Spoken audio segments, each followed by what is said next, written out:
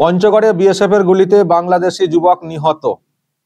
নিচে লেখা, পঞ্চগড় সদর উপজেলার ভিতরগড় সীমান্তের সুইডাঙ্গা এলাকার বিপরীতে ভারতের খালপাড়া এলাকায় বিএসএফ এর গুলিতে আল আমিন বয়স 36 নামে এক বাংলাদেশি যুবক নিহত হয়েছে। তিনি চোরা কারবারির সঙ্গে জড়িত ছিল বলে জানিয়েছে বিজিবি, নট বিএসএফ, বিজিবি মানে বাংলাদেশের বর্ডার সিকিউরিটি ফোর্স, যেটা তাদের তরফ থেকে জানানো হয়েছে যে ওই যে যুবক আল আমিন ও কিনা চোরা কারবারির সঙ্গে জড়িত, তো তাকে বিএসএফ গুলি করেছে। প্রিয় দর্শক, আমি শফিকুল ইসলাম এবং আপনারা দেখছেন আরামবাগ টিভি। তো এই হচ্ছে ব্যাপার দর্শক, কিন্তু এটাকে নিয়েও আমি দেখছি ওখান থেকে সব কথা বলা হচ্ছে যে কেন গুলি করা হবে, কেন গুলি করা হবে। চোরা কারবারি বা এইসব বলা হচ্ছে বটে, কিন্তু কেন তাকে গুলি করা হবে? গুলি না করে আইনি অন্যান্য প্রসেস করা যেত না? তাকে কেন গুলি করা হলো? এটা নিয়ে ওখানকার সব মিডিয়া আমি দেখছি প্রশ্ন তুলছে, মানে মানছে যে চোরা কারবারি, এই যে মেনেছে এটাই আমাদের কাছে অনেক।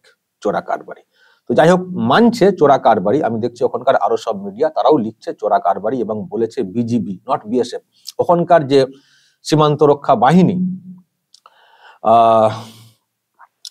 তো তারা কিন্তু এটা বলছে যে চোরা কারবারি, কিন্তু প্রশ্ন তোলা হচ্ছে যে গুলি কেন, গুলি কেন? গুলি না করে অন্য কিছু ব্যবস্থা নেওয়া যেত না?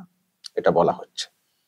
কিন্তু ওখানকার মিডিয়া বা অন্যরা যে কথাটা বলছে না সেটা হচ্ছে যে গুলিটা এমনি এমনি চালায়নি বিএসএফ, গুলিটা এমনি এমনি চালায়নি। বিএসএফ কে আক্রমণ করা হয়েছিল, বিএসএফ কে আক্রমণ করা হয়েছিল, তারপর বাধ্য হয়ে বিএসএফ গুলি চালিয়েছে। সেটা কিন্তু ওখানকার মিডিয়া বা অন্যরা বলছে না, শুধু বলছে গুলি কেন চালিয়েছে, গুলি কেন চালিয়েছে। হ্যাঁ, চোরা কারবারি মানছি, চোরা কারবারি আমাদের লোক, কিন্তু গুলি কেন চালিয়েছে? কেন অন্য প্রসেস নেওয়া গেল না? কেন ধরে রাখা গেল না? বা আরো অন্য কিছু, গুলি কেন চালালো? তো গুলি চালাতে, যেটা ব্যাপারটা, গুলি চালাতে বাধ্য হয়েছে বিএসএফ, গুলি চালাতে বাধ্য হয়েছে বিএসএফ। দর্শক, আমি দেখাবো আপনাদেরকে যে বিএসএফ কিভাবে আক্রান্ত হয়েছে। বর্ডার এলাকার দর্শক ছবি, যে এলাকায় মানে কাঁটা তারের বেড়া রয়েছে, ওইসব জায়গা দিয়ে এই যে দেখুন বিএসএফ আক্রান্ত হয়েছে, জওয়ানরা আক্রান্ত হয়েছেন। কি হচ্ছিল? গরু পাচার। এই যে আলামিনার বডি হাসপাতালে নিয়ে আসা হয়েছিল, ওখানে জলপাইগুড়ির যে হাসপাতাল, সে হাসপাতালে নিয়ে আসা হয়েছিল, ডাক্তাররা তাকে মৃত বলে। রাজগঞ্জ থানা, আমাদের এদিকটা হচ্ছে রাজগঞ্জ, ওদিকটা হচ্ছে পঞ্চগড়, এদিকটা হচ্ছে রাজগঞ্জ। তো সেখানে এই বেড়া, সেই বেড়া দিয়ে গরু নিয়ে যাচ্ছিল, গরু, এবং বড় টিম ছিল। গুলি সবাইকে করা হয়নি, মানে প্রাণ বাঁচাতে যেটা হয় না করলে যেটা মানে ব্যাপারটা সেটাই করা হয়েছে। সেজন্য একজনের লাশ পড়েছে, নাহলে আরো অনেকের লাশ পড়ে যেত। এমনি এমনি গুলি চালায়নি বিএসএফ, মানে 10-15 জনের একটা টিম ছিল, তারা তার কেটে, বর্ডার কেটে গরু নিয়ে যাওয়ার চেষ্টা করছিল। সেটা মানে দেখতে পেয়েছে, বুঝতে পেরেছে বিএসএফ, তখন এটাকে আটকানোর চেষ্টা করছিল, বা যে প্রসেস রয়েছে গুলি চালানোর আগে সেই প্রসেস করছিল বিএসএফ। তখন বিএসএফ এর উপরে আক্রমণ করা হয়েছে এই টিমের তরফ থেকে, বিএসএফ এর উপরে আক্রমণ করা হয়েছে এই টিমের তরফ থেকে। তখন বিএসএফ বাধ্য হয়ে গুলি চালিয়েছে, যে কথাটা ওখানকার মিডিয়া ডিটেলস বলছে না, শুধু বলছে গুলি কেন চালিয়ে দিয়েছে, গুলি কেন চালিয়ে দিয়েছে। আরে দেখুন, বিএসএফ আক্রান্ত হয়েছে, বিএসএফ কে আক্রমণ করা হয়েছে, তো বিএসএফ কে আক্রমণ করা হবে, আর বিএসএফ কি ললিপপ চুষবে? তাদের প্রাণ বাঁচাতে হবে না? একটা এরকম সিকিউরিটি ফোর্স, তারাই আক্রান্ত হয়ে যাবে, তাদের উপর আক্রমণ করা হচ্ছে। এত সাহস আসে কোত্থেকে? এত সাহস, বুঝতে পারছি এই অংশের লোকেদের তো সাহস আছেই, এই অংশের র্যাকেট। শুধু তো ওখানকার লোকেরা না, এখানকারও কিছু লোক তো জড়িত অবশ্যই, যোগ তো আছে, নাহলে গরুগুলো পাচার হচ্ছে কি করে। এবং তারা তো কোন অংশের লোক, কোন দলের লোক, কাদের লোক, সেটা আপনারা ভালো করে জানেন। তাদের সাহসী ওদিক থেকে আসা, বা গরু পাচার ব্যাপারটাতে যুক্ত হওয়া, তো এইসব হয়েছে। তো তারা বিএসএফ কে মানবে না। আর বিএসএফ এর বিরুদ্ধে তো এখান থেকে আপনারা জানেন, এখানকার শাসক বিএসএফ এর বিরুদ্ধে যেভাবে সব লেলিয়ে দেয়, বিএসএফ এর বিরুদ্ধে কথা বলে, বিএসএফ এর বিরুদ্ধে কার্যত একটা যুদ্ধ ঘোষণা করে দেওয়ার মতো এখানকার শাসক কথা বলে থাকে। কথায় বলে বিএসএফ কে সাহায্য করবে না, বিএসএফ কে কেউ করবে না। আর বিএসএফ সম্পর্কে উল্টোপাল্টা কথা, কখনো বলে রেপিস্ট, কখনো বলে এই সেই। তো ব্যাস এই অংশের লোকেরাও সাহস পেয়ে যায়, ভাবে যে বিএসএফ মানে আক্রমণ করে দেবো, কোনো ব্যাপার নেই, এখানে দিদি আমাদেরকে বাঁচিয়ে দেবেন, এই ভরসা আছে। ওই ভরসাতে ওখানকার লোকেরা ভরসা পেয়ে একসঙ্গে যৌথভাবে আক্রমণ করার চেষ্টা করে। তো কাহা তাক সহ্য করবে বিএসএফ? কাহা তাক সহ্য করবে? তুমি পাচার কাণ্ড করবে, তোমাকে আটকাবো, তুমি আবার আমাদের উপরে আক্রমণ করবে, আমাদের জীবন ঝুঁকির মধ্যে পড়ে যাবে, আর আমরা ছেড়ে দেবো? তো গুলি চালিয়ে দিয়েছে, তো একজন মারা গেছে, কিছু করার নেই। তো বিএসএফ তো এমনি এমনি গুলি চালাবে না। কেন চালাবে এমনি এমনি গুলি? কতগুলো মানে প্রসেস আছে, সেই প্রসেস মেনে যেটা করতে হয় সেটা করতে হচ্ছে। কেন সাবধান হবেন না যে না এটা করা যায় না? সেখানে এরকম হবে, আবার পাল্টা আক্রমণ, আটকানোর চেষ্টা হচ্ছে, পাল্টা আক্রমণ। তো এদিকে যারা দালালিপুরা করছিল ওদেরও দু একটা লাশ ফেলে দিলে আমার মনে হয় ভালো হতো। আলামিনের ওপর দিয়ে চলে গেছে বিষয়টা। তো মানে যাদেরকে এরকম হবে, যদি কথা না শোনে, যদি এটাকে আটকানো না যায়, শুধু আটকানো না, ধরুন ধরা পড়ে গেল, আটকানো হলো, একটু জড়সড় তারা হয়ে যাবেন বা হয়ে যাবে, ব্যাস, তাহলে একটা তো কন্ট্রোলে তো বিএসএফ রাখবে। তো সেটা না করে পাল্টা আক্রমণ, বিএসএফ কে আক্রমণ, তো আক্রমণ হবে, চালিয়ে দিয়েছে, একজনের ওপর দিয়ে গেছে, বাকিরা হয়তো ওইদিক সেদিক বা কিছু হয়েছে, জানি না আর অন্য কাউকে ধরতে পেরেছে কিনা, কিন্তু একজনের প্রাণ চলে গেছে।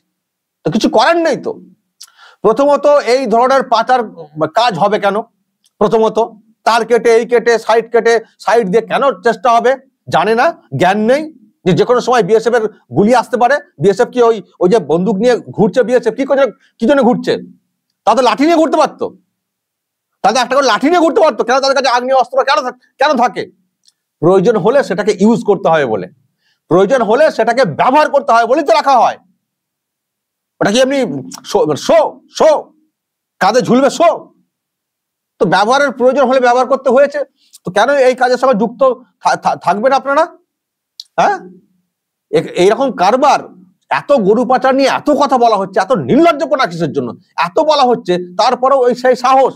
আর এখানকার লোকেরা ওই আমি আবার বলছি, এখানকার লোকগুলোকে, দালালগুলোকে ধরতে হবে, এই বাংলার দালালগুলোকে ধরতে হবে। দরকার তাদেরকেও প্রয়োজন হলে, এই যে টিমটা আক্রমণ করেছে, যদি তাদের মধ্যে কেউ থাকে, যদি গুলিতে মারা যেত, আমার কোনো দুঃখ হতো না। কারণ তুমি আমাদের দেশের ফোর্সকে আক্রমণ করছো। তুমি শুধু পাচার কাজের সঙ্গে যুক্ত এরকম না, তুমি আমাদের দেশের ফোর্স, সিকিউরিটি ফোর্স, যাদের জন্য আমরা নিরাপদে থাকি দেশের অভ্যন্তরে, তাদেরকে তুমি আক্রমণ করছো। তোমাদের কোনো ক্ষমা নেই, তুমি যেই হোক। ফলে এটা হয়েছে, এটা হওয়ার ছিল, হয়েছে। পরিবারের লোকেরা হয়তো স্বজন চলে গেছে, সেজন্য তারা করছেন, সেই নিয়ে হয়তো ওখানে অনেক কিছু আলোচনা হচ্ছে। কিন্তু প্রশ্ন তুলুন যে কেন বিএসএফ কে আক্রমণ করা হবে? আর প্রথমত আগে বলুন, কেন পাচারের সঙ্গে এখনো কেন যোগ? কেন তোমরা নাকা জানো না? এটা নিয়ে এত কথা হচ্ছে ভারতের সঙ্গে, গরু পাচার ইত্যাদি নিয়ে কত প্রচার চলছে, কত কথা বলা হচ্ছে, এগুলো রোধ করার জন্য কত চেষ্টা হচ্ছে, তোমরা দেখছো না? তারপরেও তোমরা ওইসব করতে যাচ্ছ। তো করতে গেছে আবার আক্রমণ। তো তোমাদের কি দিবে? তো ফুল দিবে, ফুল তো খাও গুলি। আর এইগুলো দেখছি বাংলাদেশের মিডিয়াতে চর্চা করছে না, শুধু বাংলাদেশিকে কেন মেরে দিল। হ্যাঁ, চোরা কারবারে ঠিক আছে, গুলি কেন চালিয়ে দিল? এমনি গুলি চালিয়ে দিল, এমনি শুধু দোষ দিলেই হলো। ওইটা একটা কে বলেছিল না, এরপরে একটাও লাশ পড়লে কি, আমি সেটা এলাম না, কি একটা হুঁশিয়ারি দেওয়া হয়েছিল না, মাহফুজ আলমরাই মনে হয় দিয়েছিলেন, মাহফুজ আলম বা অন্যরা, কি একটা লাশ পড়লে নাকি মার্চ টু কি কাঁটাতার নাকি একটা বলেছিল না? তো লাশ পড়লো, করুন তো দেখি মার্চটা, করুন দেখি কি তার নাকি ভেঙে ফেলবে, কাঁটাতার বর্ডার নাকি ভেঙে ফেলবে, কি একটা বলেছিল না কদিন আগে দর্শক? একটা সেই কি আগের ঘটনাকে নিয়ে ফেলানি কেসটাতে একটা কি করলো না, মার্চ করলো না, যে এরপর যদি একটাও লাশ পড়ে সীমান্তে, তাহলে মানে সব ভেঙে ফেলবো কাঁটাতার। কইতে পড়েছে তো, কত দম আছে, কই দেখি, এসো দেখি কাঁটাতারের। আমি সেই বক্তব্য এখন শোনাতে পারছি না দর্শক, আমি খবর করেছি সেটা নিয়ে, একটা খুব হুঁশিয়ারি দেওয়া হয়েছিল। তো এসো দেখি, এসে তুমি কত তার ভেঙে কত ভারতে ঢুকতে পারো, এসো। অনিয়ম করবেন, এই করবেন, সেই করবেন, আবার আক্রমণ করবেন বিএসএফ এর উপর, বিএসএফ ফুল দিবে, চন্দনে ফোঁটা দেবে, খাও গুলি। এইরকম অন্যায় এরকম পাচার কার্যে যুক্ত আর আক্রমণ করতে এলে পাল্টা খাবে, পরিষ্কার পাল্টা গুলি খাবে।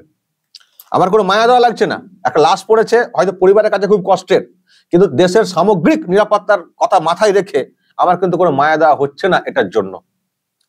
বরং এটা থেকে যদি কোনো শিক্ষা হয় অন্যদের মধ্যে, সেটা মঙ্গলের, তা না হলে তাদেরও লাশ যে কোনো সময় পড়তে পারে।